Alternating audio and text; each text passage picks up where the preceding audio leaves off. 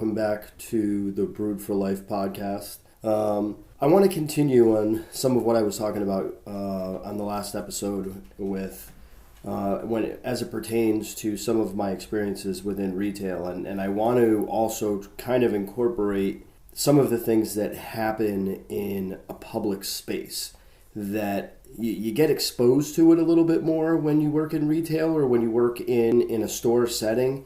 You get to see some real precious things from people, and you know, I know that there are huge followings for things like the people of Walmart and the ridiculous things and that people have taken pictures of and spoke about while they've been in Walmart. But I think we fail to really take in and admire the ridiculous things that go on all over the damn place, of people doing things that they don't even realize they're doing in a public space and get caught doing it all the fucking time. Some of the things that I've been, I don't want to say blessed, but some of the things that I've seen while working in stores, I can't even begin to explain them well enough to appreciate what I have seen. Most of it has happened working for my previous employer, and you know, within 20-year span, you get to see some pretty fucking ridiculous shit. Some of the things that come to mind are I'm working one day and this person comes walking around the corner and stops at the pizza shop and is ordering pizza, and as I'm looking at them, they literally have a 3-foot strand of toilet paper coming out of the waistband of their pants and dangling down. Now, this definitely wasn't done for any kind of comedic purposes. This individual obviously had just used the bathroom and is now walking around in public with a toilet paper tail, not even realizing that they're doing it. Now, what the fuck do you even do in a situation like that? You can't tap them on the shoulder and say, you know, excuse me, you have the world's largest strand of toilet paper hanging out of the back of your pants. No, you just got to look at it and take it in and realize that this is fucking ridiculous, and allow them to go about their day with their toilet paper tail. Some of the other things I've seen people walk around the store shitting themselves and leaving a trail of shit throughout the store. I've seen people stick their hands down their pants and scratch their bare ass and adjust themselves. I've seen people dry hump each other in the aisle. I've seen people smack their wives' ass. I saw an individual masturbating, rolling around the store in their wheelchair, which was kind of sad because you don't like to single out the handicapped people, but when you're doing something belligerent like masturbating in public, rolling around a grocery store, you should probably go get yourself checked out. In other public spaces, I have seen, God, in my younger years, I've seen some very ridiculous stuff. At a particular club that used to be in Newington, I've seen people having sex. I've seen people giving, you know, oral sex. I've seen people throw up with their fingers across their lips with puke hanging out the front of them. What else? I've seen women go into the men's bathroom and turn around and pee in a urinal. Sometimes it just makes you take a step back and say, like, do I do this stupid shit too? Do people look at me and go, look at this fucking asshole walking around doing this or whatever, or whatever the case may be? I know I've definitely, you know, not gone into a woman's bathroom in the middle of the club with women in there to use the bathroom. I don't know what these girls were thinking, walking into a men's bathroom with men all in there using the bathroom, and them deciding that peeing in a urinal, not the stall, in the urinal was a brilliant idea. I wish I could really show in video of some of this nonsense. I had a guy in one store shit his pants. he went into the bathroom and started to clean his pants and his underwear in the toilet, and then realized that his pants weren't going to get cleaned, so he put his dirty shit-stained pants back on and was sent home because obviously you can't work like that. And this individual found it necessary to stop at the courtesy desk and buy lotto tickets in their shit-stained pants before they left, and then returned to work the very next day in the same shit-stained pants, and wondered why people were laughing at him. I understand that there has to be a level of compassion and maturity and tact, but when somebody shits their pants and is sent home from work for shitting their pants, and then they come back to work in the same shit pants that they were sent home in, I don't think there's a statute of limitations as to, how much shit you could give an individual for doing something like that. Like, it's just fucking common sense that you should want to put on a clean pair of pants and come to work every single day, especially if you happen to have the unfortunate event of shitting yourself at work, where people know you shit your pants at work and then you came back to work in your shit-stained pants. What the fuck goes through somebody's head when that kind of stuff happens? Like, what part of your brain is not operational that you couldn't even, I don't know, use dish soap and wash them in a sink if you don't have, a means or the funds to be able to use like a regular clothes washer. But you can't just, I don't know, ignore the fact that you have a shit stain that runs from your cheeks all the way down the back of your leg and think that nobody's going to fucking notice. I have never been disappointed working in retail and seeing some of this nonsense. There's an infamous two brothers that shop in one of the store, and they have again stuck their hand down their pants and scratched their bare cheeks and touched food. They've dry humped each other in the store. They've had a karate match in the store. I don't know what these aren't like children. These brothers. These are easily late 30s, early 40s brothers. Yes, they do have some challenges, so some things have to be understood. But at the same time, they live on their own. They live together in their own space. They buy their own food. They go about their lives separate from their parents. So at some point you would think that they would know better. Like you can't do these things. You can't pick your nose and scratch your ass and then go about touching the fresh produce or touching packages of anything. Like, that's fucking disgusting. People are going to take this home and now put all of that all over their hands, which now is going to whatever. And I am not a germaphobe by any fucking stretch of the imagination, but like when you see shit like that, it really makes you fucking wonder, what the hell are you touching? More recently, during all of the COVID restrictions, people were extremely paranoid about, catching the COVID virus and getting sick.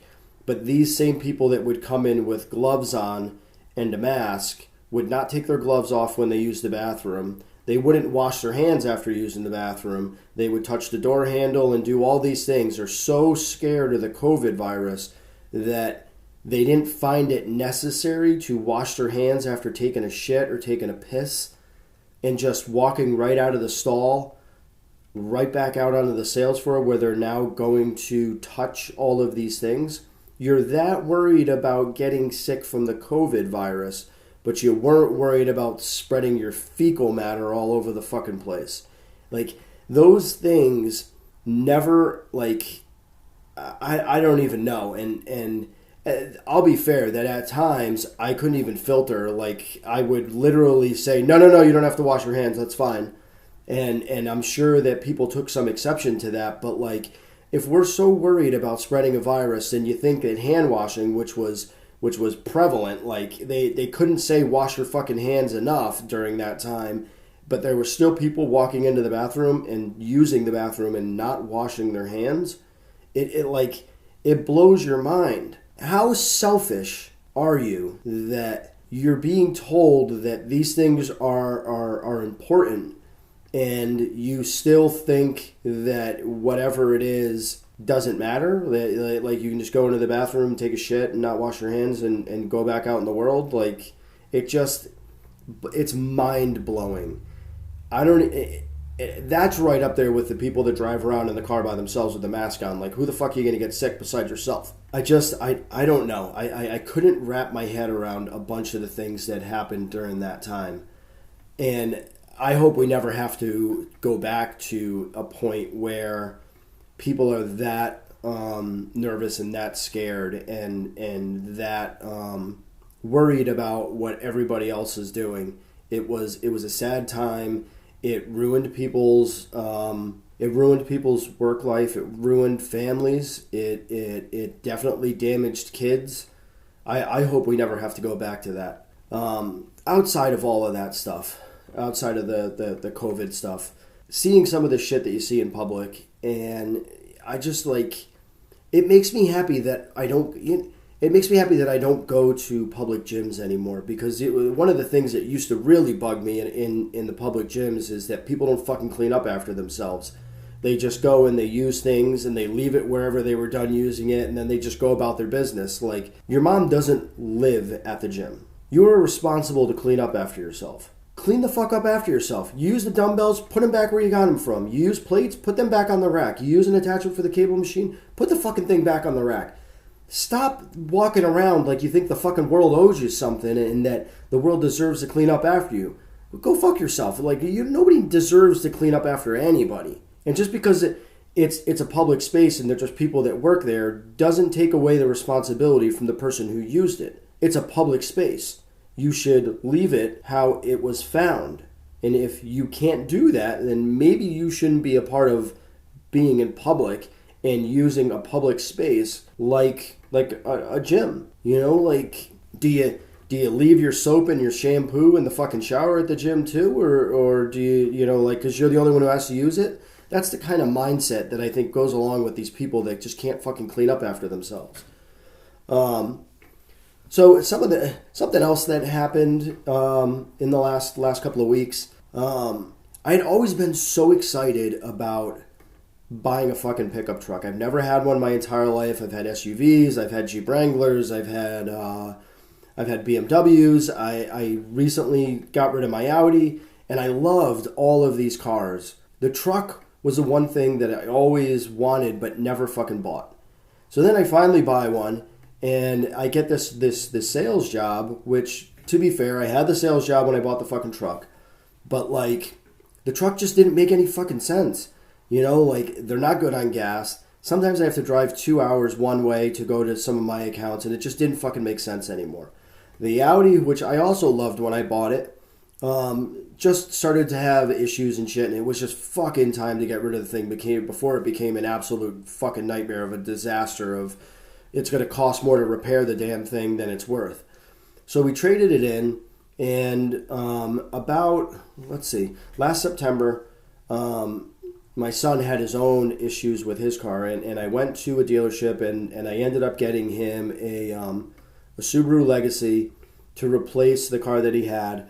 And when I went to look at it, there was just a part of me that was like, wow, this car's in really good shape. It's at a fucking great price. And I didn't even test drive it. So I bought the car, and I went and picked it up. For the first time, I drove it from the dealership to my son to surprise him with it. And the whole fucking drive up there, I was like, God, you're a fucking idiot. You should have fucking traded the truck in and got this thing. This car drives really nice. It's going to be fucking great on gas. It's all-wheel drive. I don't know why. It just didn't fucking click in my head that some of the things that I was doing as far as a car went just didn't make any fucking sense. So as the Audi started to kind of, start to have its problems, and it was leaking a little bit of antifreeze and whatever, I went back to this dealership, and I was honest with them about everything that was going on with the Audi. And my main concern was that I really just wanted to get enough to maybe cover like the conveyance fee and some of the taxes, registration fees, that kind of stuff. I knew that I wasn't going to get that much for the car. So we ended up buying another Subaru Legacy, which again was in great shape. The car was beautiful when we picked it up. It was, this dealership detailed the cars so well that it looked like it was brand new, inside and out. It baffled me that all the other cars I bought that I thought looked nice when I picked them up, this place went over and above anything that I even expected. Just for a fucking hand wash and a vacuum and a quick little detail is really all they did, because it's a used car. But like, the car looked fucking amazing. And we drove that home on I think it was like a Tuesday night. We picked the car up, and I immediately started looking at potentially getting rid of the truck, because now I had driven my son's Legacy. We just bought this other Legacy. They drive really nice, fucking phenomenal on gas. And but I ended up finding an Impreza Sport that again didn't have a ton of miles on it. My goal was to be able to trade the truck in and not have to pay anything out of pocket for this car. And I kind of went back and forth with them to try to find out what the hell was going on with this car, because it was listed, but it wasn't ready to be seen. And I finally got a call after putting some pressure on them, which kind of surprised me, because I bought two cars at about 6 months from them. I thought that they would be a little bit more, enthusiastic or a little bit more aware of me as a buyer, to want to make sure that what I was requesting, think that they were going to follow through on it. So I let them know, like, listen, I'm going to this other dealership. They got a couple of cars I want to look at. I'm going to go up there and see what they give me for a trade-in, and I'm going to take a look at these other cars. So I go and do that, and while I'm looking at one of these cars, he calls me and says, the car's ready to be seen. I need you to be here by 2:30. Okay. I can be there somewhere around 2:30. Whenever I get wrapped up here, I'll come down. So I did, and I went down there. And I'm so fucking happy that I did, because I got there and there was somebody else working with another salesperson that was there to see the same car. And the two salespeople kind of went back and forth about it. And my sales guy go, come on, we're going to go take this car for a test drive, because apparently there's this unwritten rule that the first person to test drive it, when there's two potential customers there, that first person gets the right to deny buying the car first. So took the car for a test drive, and it really hadn't been cleaned up. Again, I drove every bit as good as the other two Legacies. I asked them what they were willing to give me for my truck, and they said, we can give you every bit on a trade-in on the truck that we're selling this car at. Perfect. I go to pick this car up, and again, like, the car was fucking shining, like it just rolled off the trailer, like it just rolled off the line. It was in absolutely gorgeous condition. What I'm kind of getting at is that, like, we've made some decisions life-wise that we needed, one, better cars that were going to be a little bit more cost-effective for us to repair if they break. Better on gas. Even though the Audi was good on gas, we still had to put 93 in it, and 93 is fucking expensive. And for the amount of driving that we do, it just didn't fucking make sense. Like, we could do the same amount of mileage, probably get better gas mileage, and not have to buy the expensive gas to put in it. What I think is funny now is that when I scroll through, like, my Instagram and stuff, there's always stuff about, like, Subaru owners and it's for these type of people and that type of people, and it's almost like an ongoing joke. This is all I have to say about that. One, go fuck yourself, because the cars are really well made. They drive nice, they perform nice, they're all-wheel drive. I've had friends that had them all, when I was growing up. I had one friend that he had an older Legacy. The car was really fucking nice. I had another friend that had one, in high school, and that car was kind of a piece of shit, because back then, like, the bodies just kind of rusted out and everything else stayed solid. I don't really see that problem with them anymore, unless you don't take care of what you own, which is a lot of the reason why cars tend to deteriorate, because people don't take the time to wash them and rinse the underneath and and take care of them, change the oil, do basic maintenance and stuff on them, and that's why the fucking cars fall apart now. But like, I really enjoy driving this car. Like I said, it rides nice, it accelerates nice, it has a whole bunch of fucking safety features on it. The most importantly is I go to Providence, and sometimes I have to go down to New Jersey or even down to my main office in the Bronx, and the truck was like driving a fucking 16-wheeler. It fits nowhere. It's too fucking big. You can't fit in and out of traffic in those situations because the truck's too big. You need a bigger gap. It was a fucking nightmare. It served its purpose, but it was such a fucking nightmare. So now I have this Impreza, and it couldn't have been a better decision for me to do it, to get rid of it. It's going to save me money on gas. It's going to save me. It already is saving me money on insurance. It was a smart move all the way around. So anybody who may or may not be listening, one, yes, I am plugging Subarus.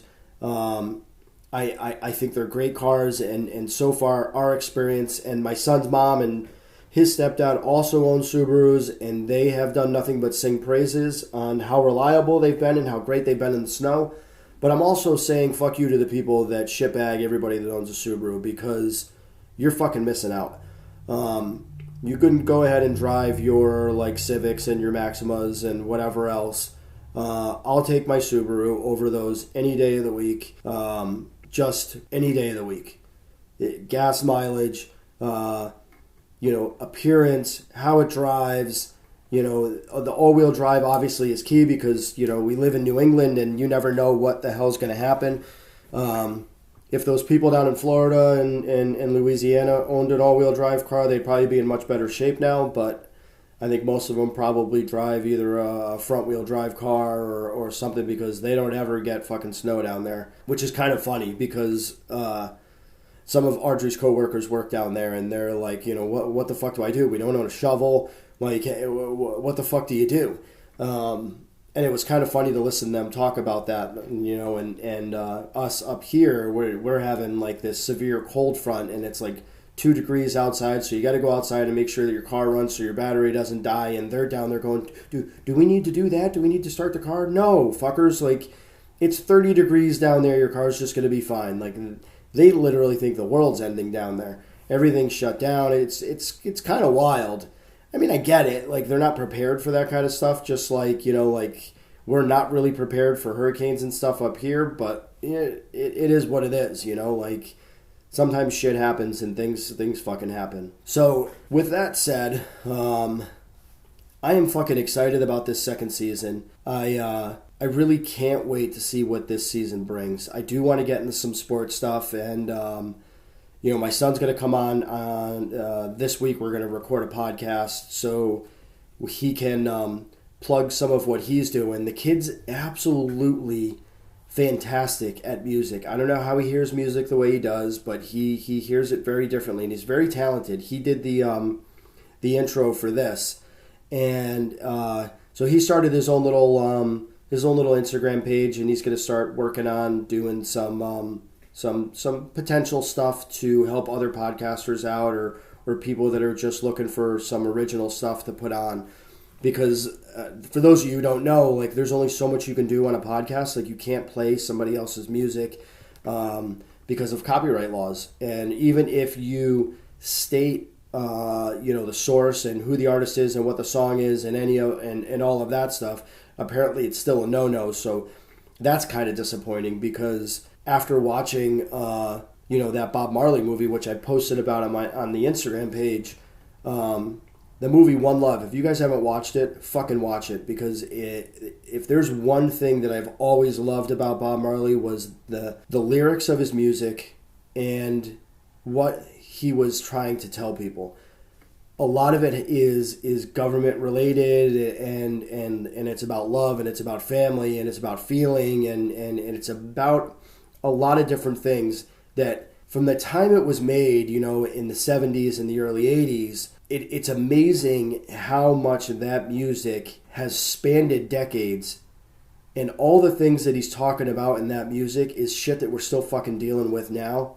It's unbelievable. So I watched the movie because I've always been very interested in in his life and how his music got to be and where it all came from. Like, I like the storylines to that kind of stuff, and the movie was absolutely phenomenal. So if you haven't watched it, watch it. I think it's probably a couple hours long. They did a great job in the movie in blending some of his music with different parts of his life. I can't say for sure that that's when those songs were written, but they definitely did a great job at placing songs at the right points. And I really loved it. Like, my kid, Ian's going to Jamaica in a couple of weeks, and I told him he needs to watch it. Not because, he's going to Jamaica, but, like, I know he loves music like that. So I thought it would be cool if he was able to, just kind of immerse himself a little bit in some of the stuff that goes around in the regular towns and areas down there, and the people. And you really get an understanding of the culture a little bit. He won't be able to live it, obviously, because being on a resort is way different than being in those towns and those communities. And they do say that some of those places are not safe for tourists to go in there, which is sad, because part of the experience of going to a place you've never been before is being able to immerse yourself in the day-to-day life of the people that live there and really embrace what it's like to be there day to day and the kind of things that they do and the markets that they go to buy their food. That kind of stuff I absolutely love. And it's one of the things that I really, really love about traveling is being able to see those things. When I had gone to Costa Rica, it was one of the things that I actually liked. There was definitely a heavily Spanish influence because, as far as I know, Spanish ships had traveled to those parts and really tried to develop some of those areas. So there's a lot of architecture that is very Spanish influenced, but they still have a lot of these open air markets and a lot of these small stores, and that's where the people go and they pick up all their vegetables and their bread and whatever it is that they need for the day. They go down to these markets. I will say this, that being an American and being white, they really did not like me being there, and you could feel the tension, and you could feel the way they looked at you was like in disgust. I know I didn't do anything individually to upset anybody, but you could just tell that, I don't know if maybe they're so used to the tourists coming in and talking down to them and haggling them or whatever. It just wasn't a comfortable feeling. And I don't know if I would go back to that area again just because of how uncomfortable I felt. I'm so happy about this second season, like I said, and I think there's a lot of things that are going to come this season. Ian stuff, we're going to talk a little bit about sports. I'm going to get more into my life and my background and some of my things that really made me want to get the hell out of where I was and really kind of get into detail a little bit about those things. Going to get into more detail about, my actual individual life and some of my experiences growing up. I know I touched on some of them, but, I think there are some other things that I want to talk about that are important for you to kind of really get to understand who I am as a person and why I am the way I am. I would love to be able to have one of my other friends on and talk about some life experiences that they've had and what has led them to where they are right now. I think that's an important topic that would be absolutely useful for everybody that takes the time to listen. So I just want to say again, thank you guys so much for listening. Don't forget to jump on and follow the Instagram page, Brewed for Life Podcast. Also follow Baines Brewing on Instagram. Please, please, please, like I've always said, if you have any comments, feel free to leave them on Spotify or iHeartRadio or Apple Podcasts, or shoot me a DM and let me know what you think on either one of those Instagram page. So we'll talk to you guys real soon, and thank you again.